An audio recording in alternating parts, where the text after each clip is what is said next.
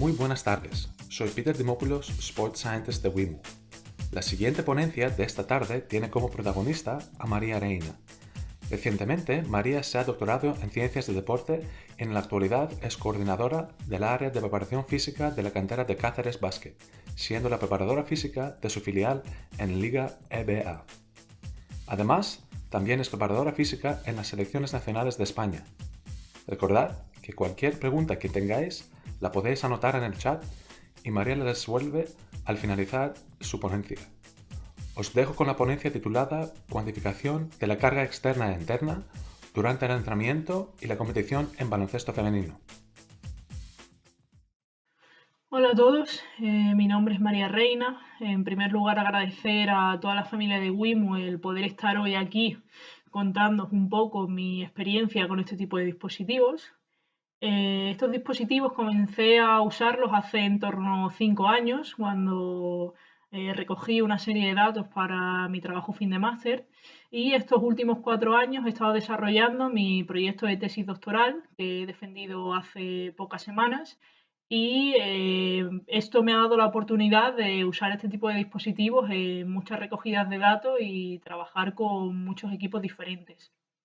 Concretamente, esta tesis doctoral se basó en la cuantificación de la carga externa e interna durante tanto el entrenamiento como la competición deportiva en baloncesto femenino. Eh, a partir de aquí, siempre me gusta empezar contando como un punto de partida el contexto, la situación que ha vivido el deporte femenino a lo largo de los años. Y es que, debido a su tardía incorporación, actualmente existe una menor participación por parte de las mujeres en este ámbito y, por consiguiente, el interés científico es muchísimo menor, concretamente 7 veces menor al deporte masculino. En el caso del baloncesto femenino en particular, es importante destacar una fecha muy importante, que fue el 22 de marzo de 1893, cuando Senda Berenson adaptó las reglas del baloncesto para mujeres y se disputó el primer partido oficial de baloncesto femenino. Desde esa fecha hasta hoy, en España, el deporte con más licencias, cuando hablamos de deporte femenino, es el baloncesto. También recibe un gran apoyo institucional y contamos con una importante liga a nivel profesional y una selección nacional que lo ha ganado prácticamente todo. Sin embargo, todos estos hitos conseguidos por el baloncesto femenino a lo largo de los años, la evidencia científica no los acompaña. Actualmente esa evidencia científica sigue siendo muy reducida y por este motivo consideramos importante aumentar esa evidencia, ese número de artículos científicos en baloncesto femenino. En este sentido, también es importante a la hora de querer cuantificar cómo es la carga en baloncesto femenino, conocer cuáles son las principales características del deporte. Y es que sus características físicas y fisiológicas se definen en la literatura como un deporte de carácter híbrido, es decir, que mezcla rutas aeróbicas y rutas anaeróbicas. Es decir, una jugadora o un jugador pasa una mayor parte del tiempo en intensidades de carrera bajas, pero eso lo combina con esfuerzos explosivos, tales como saltos, cambios de dirección, sprints, y que son los que al final van a determinar el rendimiento de una jugadora en una acción determinada o de un partido.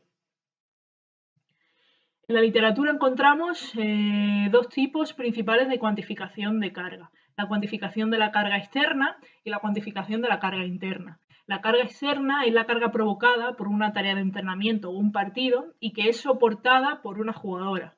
Sin embargo, la carga interna son las exigencias que el entrenamiento o el partido provoca en la jugadora, siendo individual y específica. Es decir, si un número determinado de jugadoras recorren una distancia de un punto A un punto B, el volumen de metros recorridos va a ser el mismo para todas las jugadoras. Pero, sin embargo, la frecuencia cardíaca media o máxima obtenida por esas jugadoras desplazándose del punto A al punto B va a ser diferente. El volumen de metros sería la carga externa y la frecuencia cardíaca sería la carga interna. Para la cuantificación de la carga han existido y existen diferentes métodos de cuantificación.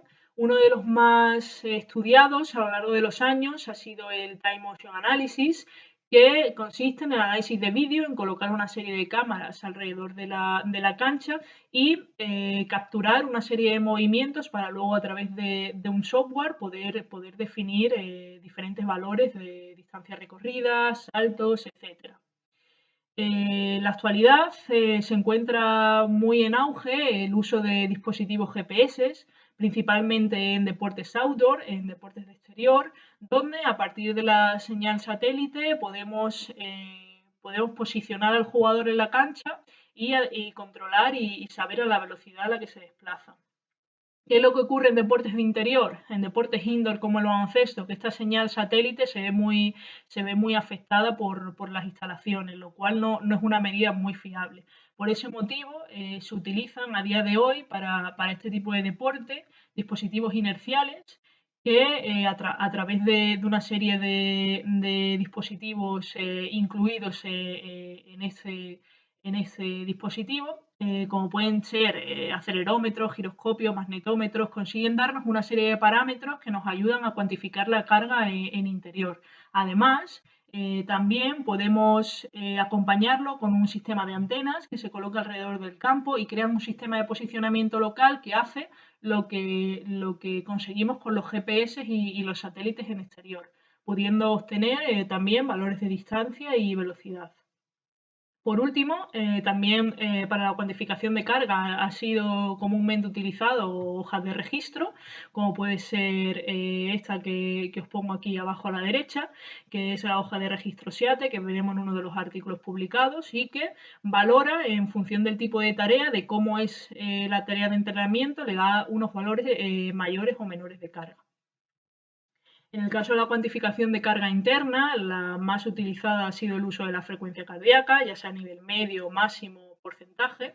También se han usado marcadores hematológicos, aunque no tanto por su carácter invasivo, pero también da unos parámetros intrínsecos de los jugadores muy importantes. Y por último, el uso de escalas y cuestionarios. Todos conocemos la escala de fatiga de RPE, post-entreno o partido, o cuestionarios, como puede ser el cuestionario Wellness, que nos indica cómo se encuentra el jugador o la jugadora antes de enfrentar un entrenamiento o un partido. A partir de estas medidas de cuantificación de la carga, se ha conseguido establecer una serie de demandas competitivas del baloncesto masculino en general, que es donde existen una mayor cantidad de estudios. Y hemos encontrado que durante un partido un jugador de baloncesto recorre en torno a 5 o 6 kilómetros por partido, un porcentaje muy alto de esos metros los recorre a baja intensidad, como hemos dicho antes, suelen cambiar de patrón de movimiento en torno a una vez cada 3 segundos, ejecutan de 1 a 2 saltos por minuto y el porcentaje de frecuencia cardíaca suele ser superior al 80% de la máxima. Este tipo de estudios han sido comúnmente realizados con el objetivo de conocer qué es lo que demanda la competición para poder replicarlo en el entrenamiento, para poder hacer un entrenamiento más específico en función con las demandas que tengan los jugadores en la competición. Uno de los principales errores que se ha cometido es que ese entrenamiento donde aplicamos estas conclusiones e intentamos entrenar de una forma que se asemeje más a la competición no han sido estudiados. Entonces, realmente no conocemos si esas aplicaciones las estamos llevando bien a cabo en la práctica. Por ese motivo, en los últimos años se han empezado a realizar más estudios sobre las demandas del entrenamiento y principalmente se han medido en dos tipos de tareas. En tareas que denominamos de Small Side Games, que son juegos modificados o reducidos que recogen la esencia del deporte, es decir, tienen el mismo número de atacantes y defensores y siempre un compañero, que serían situaciones de 2 contra 2, 3 contra 3 y 4 contra 4. Y situaciones que denominamos full games, que son las situaciones más reales de entrenamiento. En el caso del baloncesto sería el 5 contra 5. Eso nos va a ayudar, nos va a permitir conocer si realmente estamos llegando a esas demandas competitivas durante el entrenamiento. Una vez conocido qué es lo que ha ocurrido con el deporte femenino a lo largo de los años, con el baloncesto femenino de forma específica, y cómo se ha analizado la carga en los diferentes estudios publicados, nos encontramos con el principal problema. Y es que si colocamos en una de las bases de datos más importantes los booleanos, mujer y baloncesto, encontramos tan solo 1.329 artículos, que parece que no está mal, pero si colocamos los booleanos, hombre y baloncesto, sí que encontramos muchísimos más artículos. Pero no obstante, lo más relevante de este dato es que de esos 1.329 artículos, tan solo un 7% se dedica al análisis de la carga, a la cuantificación de la carga durante el entrenamiento y la competición de jugadoras de baloncesto. Lo cual, como profesionales del deporte, no nos da mucha información a la hora de cómo entrenar adecuadamente a este tipo de deportistas. Sin embargo, como observamos, hasta un 40% de estos estudios están enfocados en el análisis de la lesión deportiva y de la recuperación de la lesión deportiva. Conocemos, y es una evidencia, que la mujer se lesiona más, tiene más tendencia a la lesión que el hombre.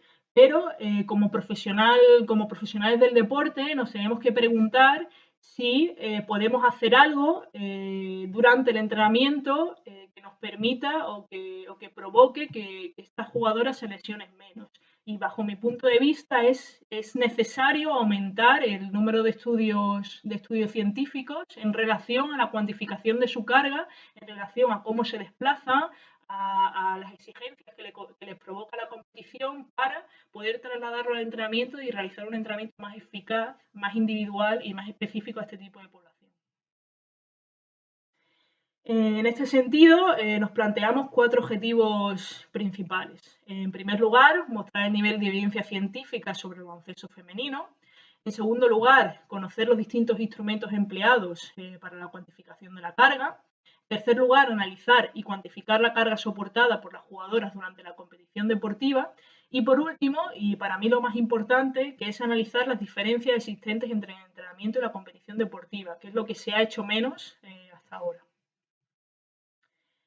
Para ello, tuvimos la suerte de recoger a gran cantidad de equipos en diferentes fases competitivas, tanto en formación como en senior. También consideramos muy importante el análisis y el estudio de este tipo de jugadoras en formación, ya que existe una menor evidencia, si cabe, en este tipo de jugadores. En este sentido, en categoría de formación analizamos un infantil autonómico de aquí de la ciudad durante una fase competitiva. Analizamos también un junior femenino a nivel autonómico, analizamos una Final Four, concretamente la Final Four madrileña, donde recogimos datos de más de 60 jugadoras de 4 equipos diferentes.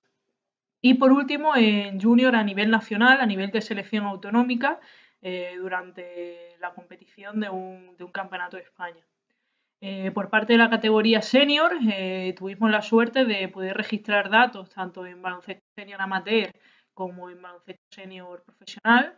En este caso, el senior autonómico también se registró una fase competitiva donde analizamos sus entrenamientos y partidos en el club de aquí de la ciudad y un senior profesional de la Primera Liga Nacional Española.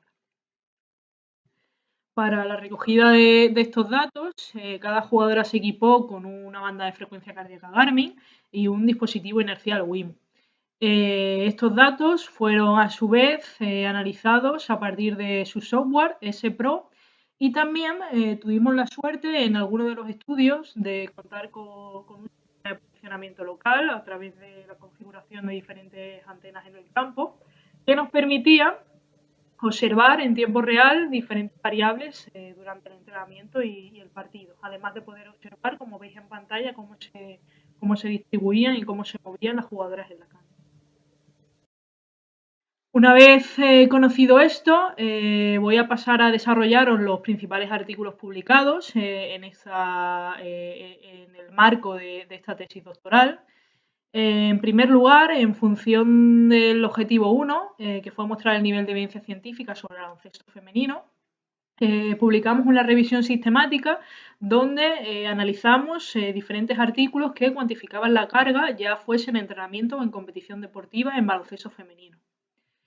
En este sentido, colocamos en diferentes fases de datos los booleanos, basketball, female or women, training or competition y load or demands, y encontramos en un primer momento un total de 644 artículos. Después de registrar los artículos que aparecían de forma duplicada y después de realizar diferentes tipos de cribados en relación con distintos criterios de exclusión que establecimos, nos quedamos con un total de 26 artículos científicos que desarrollaban esta temática. Estos 26 artículos científicos fueron analizados en relación con diferentes variables. En primer lugar, en función de su objeto de estudio, si realizaban el análisis de datos en entrenamiento, competición o ambas, el nivel o la categoría de la muestra que analizaban, el tipo de carga que analizaban, ya fuese carga externa o carga interna, para ello los instrumentos que utilizaban y a partir de esos instrumentos qué variables daban. A partir del análisis de estas variables, creamos una especie de gráfico muy ilustrativo donde podemos observar cómo fue la categoría senior donde se habían desarrollado una mayor cantidad de estudios. Y las categorías de formación, tanto 15 o 16 o 18, el número de estudios era más reducido. También, si observamos qué tipo de análisis hacían, si de entrenamiento o de competición, observamos cómo en categorías de formación se primaba más el estudio del entrenamiento deportivo, mientras que durante el análisis de datos en categoría senior, la mayor parte de los artículos publicados analizaban la carga en competición. En relación con el análisis de la carga externa y carga interna de forma conjunta, sí que encontramos diversos artículos que analizan la carga de forma global, lo cual es muy positivo, pero no encontramos esos estudios que analicen de forma conjunta el entrenamiento y la competición deportiva. Vemos como tan solo se encontraron 4 estudios que analizaban de forma conjunta estos dos parámetros, lo cual proporcionaría el aumento de este tipo de estudios, proporcionaría una visión más global de las demandas de juego de los atletas, lo cual es la principal conclusión que obtenemos de esta revisión sistemática. En segundo lugar, con el segundo objetivo nos planteábamos conocer distintos instrumentos de medición para la cuantificación de carga y para ello comparamos 3 tipos de instrumentos, 3 tipos de métodos de cuantificación. Recogimos un total de 219 tareas de entrenamiento, en este caso la recogida de datos con el senior amateur, y registramos la carga con un dispositivo inercial WIMU, donde obtuvimos la carga externa, una banda de frecuencia cardíaca donde obtuvimos la carga interna, y a través de una hoja de registro, concretamente la hoja de registro SIATE, conseguimos o cuantificamos una carga subjetiva del entrenamiento. La carga externa objetiva, el valor que obtuvimos de carga fue a través de la variable player load, de carga interna a través de la variable de porcentaje de frecuencia cardíaca máxima y de carga subjetiva a través de la hoja de registro SIATE, donde se valoraba cada tarea dependiendo de diferentes parámetros. Se le daba un nivel u otro. Por ejemplo, el espacio de juego. Si una tarea era realizada en media pista, se le otorgaba un valor de carga menor que si esa tarea se realizaba en pista completa. Y esa tarea en pista completa también tenía un valor de carga menor que otra tarea que se realizara en pista completa y con oleadas. Este es más o menos el sentido de esta hoja de observación. En relación a los resultados obtenidos, encontramos en la literatura que debido a la diversidad de técnicas empleadas para la recogida de datos, da lugar a que no exista una homogeneidad, porque miden de forma diferente. Por ejemplo, si observamos este gráfico, tenemos a la izquierda los valores de player load, que van de 0 a 50, y a la derecha los valores de carga subjetiva, que nos daba la hoja de registro SIATE, que van de 0 a 160. A priori, estos dos valores no se pueden comparar, ya que no están midiendo lo mismo. Pero si observamos cómo fluctúa, estas son las diferentes tareas de entrenamiento que recogimos, si observamos cómo fluctúa la carga a lo largo de estas tareas, vemos que lo hacen midiendo diferente, pero lo hacen de forma similar. Cuando el valor de carga de una tarea, el valor de carga de player load de una tarea sube, el valor de carga subjetiva también sube. Entonces vemos que no miden lo mismo, el valor no es el mismo, pero que sí fluctúa de forma similar. Por tanto, tuvimos la idea de realizar un estudio de correlación para ver si verdaderamente medían lo mismo y obtuvimos un valor de correlación entre la variable player load y la carga subjetiva de 0,8, lo cual es un grado de correlación muy alto. Que ya se habían realizado otro tipo de estudios con correlaciones altas, principalmente entre variables de carga interna, como puede ser la RPE y la frecuencia cardíaca, pero que no se había hecho hasta ahora con este tipo de variables. ¿Cuál es el principal resultado que obtenemos en esto? En que un sistema de medición muy costoso, al final, mediante una hoja de observación de bajo coste, conseguimos medir prácticamente lo mismo. Evidentemente, con este tipo de dispositivos tenemos una mayor información, pero en este sentido, si mediante una hoja de observación podemos obtener valores similares de carga, no podemos, planteamos no poner como excusa el no tener estos recursos económicos para poder cuantificar la carga. Se puede hacer y se puede hacer con un bajo coste, con un bajo coste económico. En relación al objetivo 3, que fue analizar y cuantificar la carga soportada en competición, analizamos la competición en relación a diferentes parámetros. En primer lugar, en relación a la modalidad de juego, comparamos la modalidad en auge de juego, que es el 3x3, con el 5 contra 5. También analizamos la competición en función del tiempo de juego, del tiempo que pasaban las jugadoras en la cancha. Y en tercer lugar, analizamos la competición en relación con la posición de juego y en relación con el periodo de juego. Este es el resumen de los distintos estudios, de los tres estudios que hemos comentado ahora, donde la variable independiente, como decíamos, es la modalidad de competición, los minutos de juego y la posición y el periodo de juego. En función de la modalidad de juego, encontramos resultados a nivel de carga interna muy superiores en la modalidad de 3x3 en comparación con la de 5 contra 5. Vemos que sí, se obtienen valores de frecuencia cardíaca máximos similares, pero el porcentaje al que trabajan las jugadoras en una modalidad y otra, vemos que es bastante superior en la modalidad de 3x3.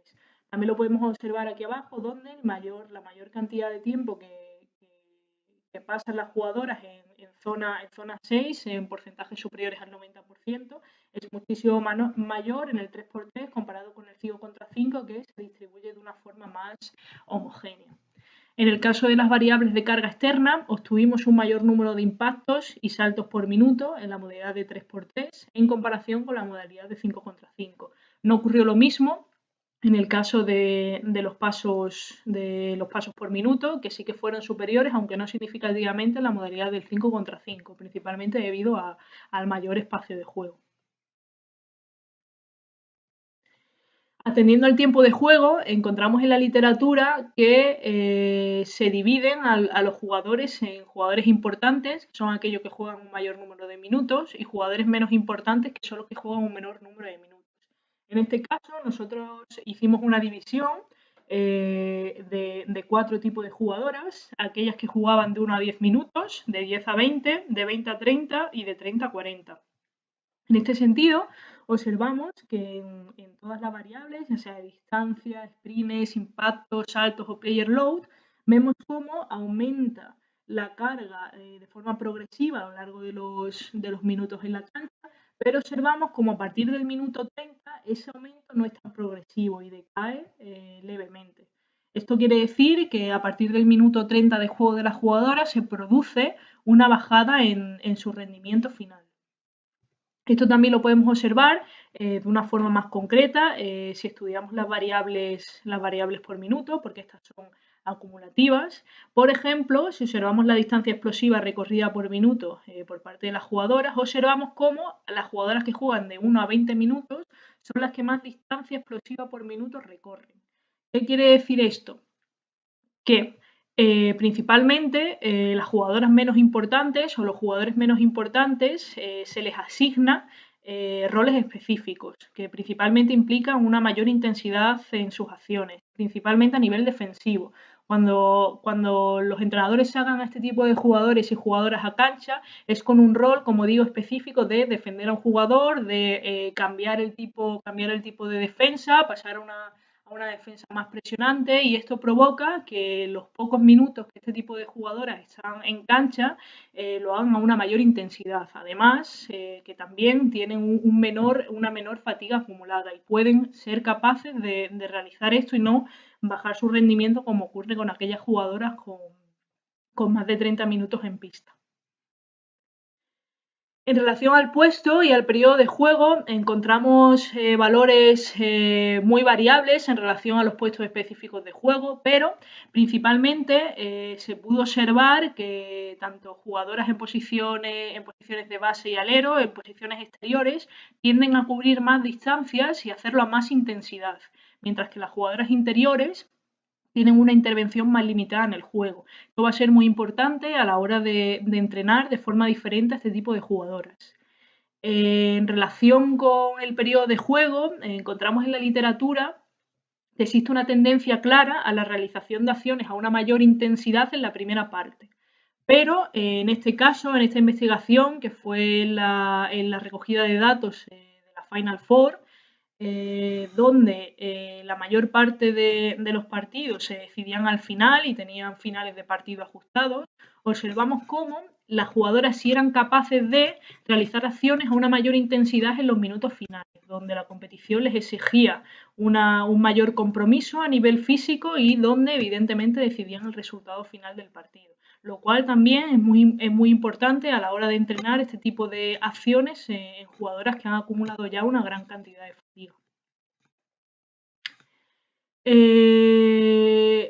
Pasamos al objetivo 4, que fue analizar las diferencias entre el entrenamiento y la competición deportiva.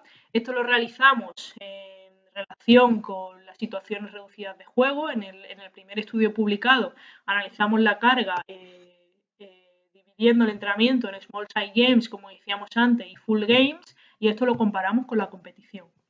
En segundo lugar, solo analizamos el full game en entrenamiento, el 5 contra 5 en el entrenamiento, lo comparamos con la competición y además lo hicimos en relación con las posiciones de juego. Y por último, publicamos 2 artículos donde analizábamos cómo fluctuaba la carga a lo largo de la semana, a lo largo de las sesiones, y lo comparamos con el partido, buscando una modulación de la carga similar en los estudios, realizando uno en formación y otro en baloncesto profesional de élite. Y pudimos encontrar también diferencias en su modulación de la carga semanal. Este de nuevo es el resumen de los artículos, como de los 4 artículos que os he comentado ahora, como variable independiente, la situación de juego del entrenamiento, la situación de juego en la posición de juego y el día de la semana, en formación y en categoría senior. En relación con la situación de juego empleada, partimos de la base de que los jugadores y jugadoras deberían experimentar unas demandas físicas similares a la competición durante el entrenamiento, en momentos puntuales. Y vamos a observar si esto verdaderamente ocurre así. En el caso de las variables de carga interna, observamos cómo la competición fue superior en los valores de frecuencia cardíaca media y frecuencia cardíaca máxima en comparación con las situaciones reducidas de juego. Y además, de aquí sacamos un valor muy importante, y es que la frecuencia cardíaca media obtenida en competición fue similar a la frecuencia cardíaca máxima obtenida durante las situaciones reducidas de juego, lo cual puede provocar riesgo a la hora de competir, a la hora de la competición en ese tipo de jugadoras, ya que al final están entrenando a unos niveles de frecuencia cardíaca máxima que luego en competición van a ser los niveles medios.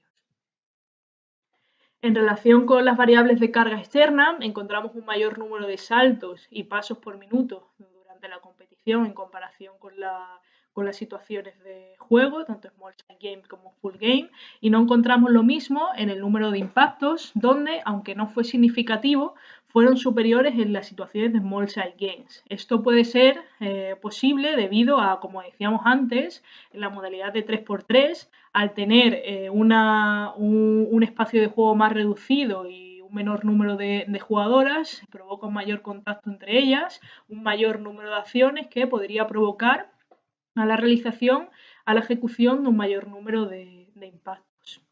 En este sentido, ya que nos hemos planteado en un primer momento que las jugadoras deberían experimentar unas demandas similares a la competición, muchos autores proponen una serie de cambios en las tareas, como pueden ser la realización de estos small side games, de estas situaciones de juego reducidas, pero manteniendo el espacio real de juego, lo que provocaría una mayor demanda, principalmente de carga interna.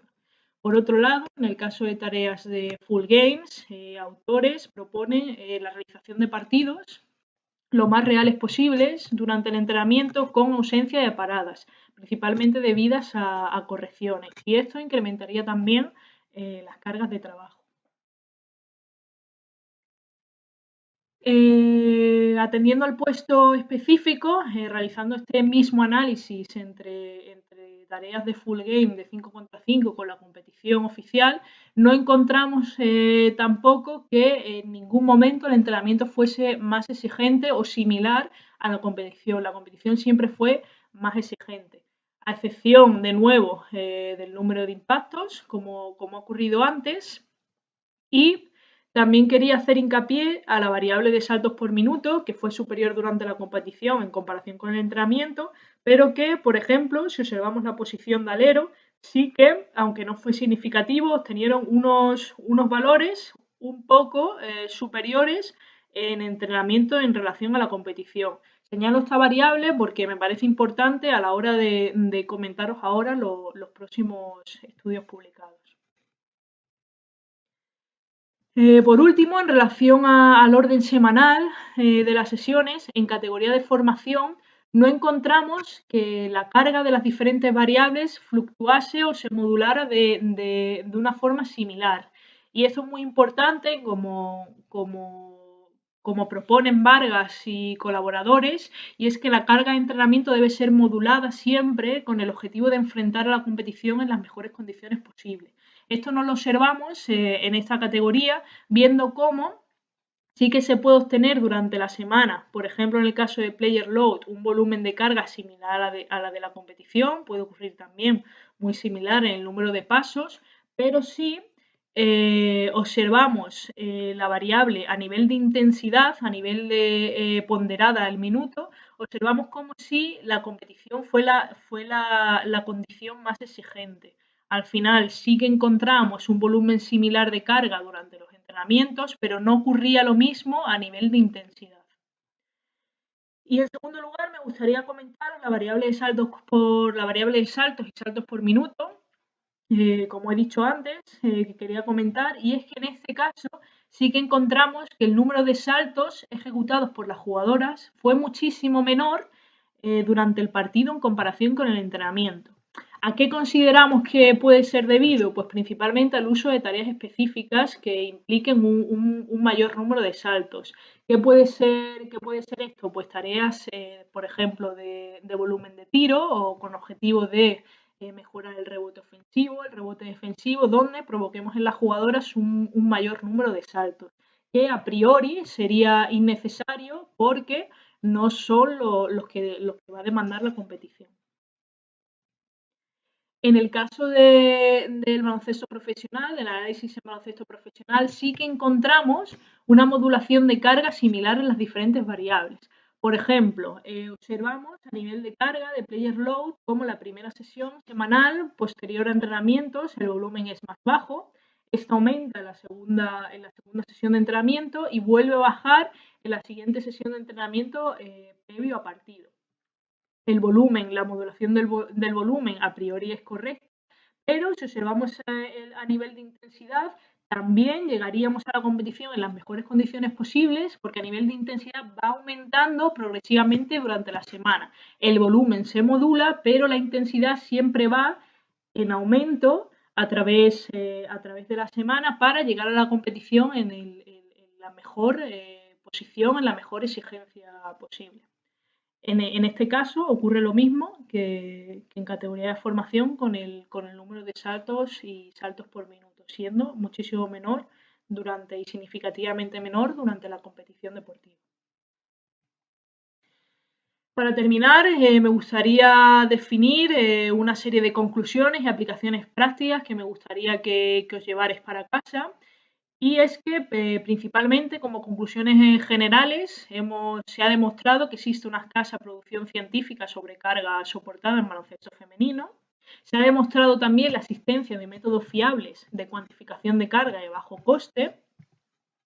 Se ha definido la competición oficial, lo que permite una prescripción por parte de preparadores físicos y entrenadores de una forma más específica. Y por último, se ha comprobado que el entrenamiento no iguala las exigencias provocadas por la competición. Y eso tenemos que intentar que no ocurra.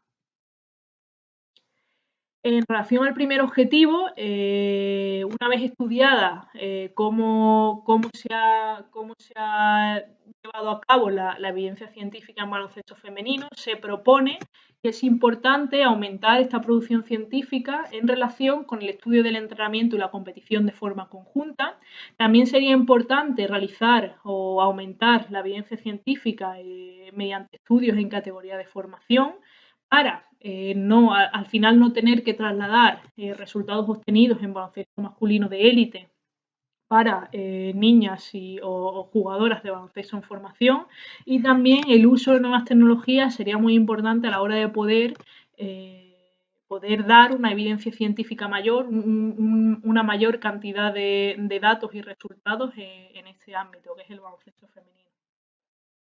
En segundo lugar, al demostrar la existencia de métodos fiables de cuantificación de bajo coste, corroboramos que cuantificar entrenamientos, la carga de entrenamientos en equipos con menos posibilidades económicas o como puede ser el baloncesto de cantera, ya no es un problema, se puede hacer y no necesitas gastarte o emplear tanto dinero en esto. En relación al análisis de la competición, se ha demostrado que la modalidad de 3x3 ha sido más intensa que la de 5 contra 5. A día de hoy ya existen jugadores y jugadoras especialistas en esta modalidad y se tienen que establecer una serie de pautas para su entrenamiento, ya que el entrenamiento del 5 contra 5 les va a servir, pero no es tan específico ni tan individualizado como puede ser un entrenamiento en relación a las cargas obtenidas en la modalidad de 3x3. También se encontraron diferencias entre puestos específicos. Con esto lo que se propone es un trabajo en subgrupos de entrenamiento. Los desplazamientos de jugadoras exteriores no va a ser similar al de jugadoras interiores como hemos visto, ni entre bases y aleros va a ser similar. La jugadora en posición de base va a realizar un mayor número de desplazamientos con balón, donde va a tener que sobrepasar a una posición con bote, donde va a tener para ello que realizar un mayor número de cambios de ritmo y cambios de dirección, mientras que las jugadoras en posición de alero pueden desplazarse la mayor parte del tiempo por la cancha sin esta posición directa, ya que no tienen que trasladar el balón, o jugadoras interiores que al final necesitan un mayor número de esfuerzos estáticos cerca del aro y un desplazamiento eficaz más corto que el resto de jugadoras. En relación con el periodo de juego, se ha demostrado que el rendimiento físico resulta variable a lo largo del partido.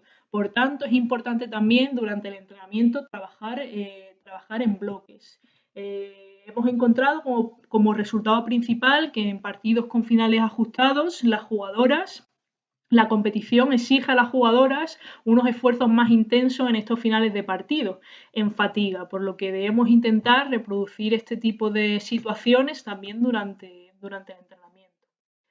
Y por último, se ha demostrado que a mayor tiempo en pista el rendimiento disminuye. Por tanto, dos consideraciones importantes. En primer lugar, controlar el volumen de minutos durante el partido.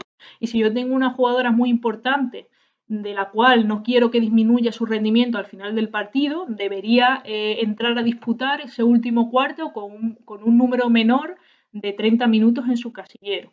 Por otro lado, también es importante preparar física y fisiológicamente, aunque también psicológicamente a esas jugadoras que juegan menos y que en ese minuto o en esos 2 minutos que entra a pista tenemos que intentar prepararlas para que sean capaces de realizar esos esfuerzos a máxima intensidad que exigimos de ellas.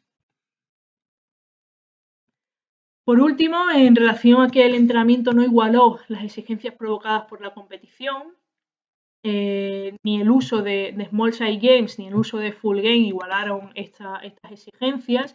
Debemos, como profesionales en el sector, como profesionales del deporte, como entrenadores, como preparadores físicos, ser capaces de, a partir de los resultados obtenidos, los resultados que podemos leer en los diferentes estudios científicos, construir tareas que demanden una mayor intensidad durante el entrenamiento. Tenemos que ser capaces de diseñar y modificar las reglas de este tipo de tareas para demandar en las jugadoras una mayor carga interna, una mayor carga externa, que ejecuten un mayor número de saltos, que tengan un mayor número de impactos. Debemos de ser capaces, a partir del diseño, de conseguir este tipo de cosas.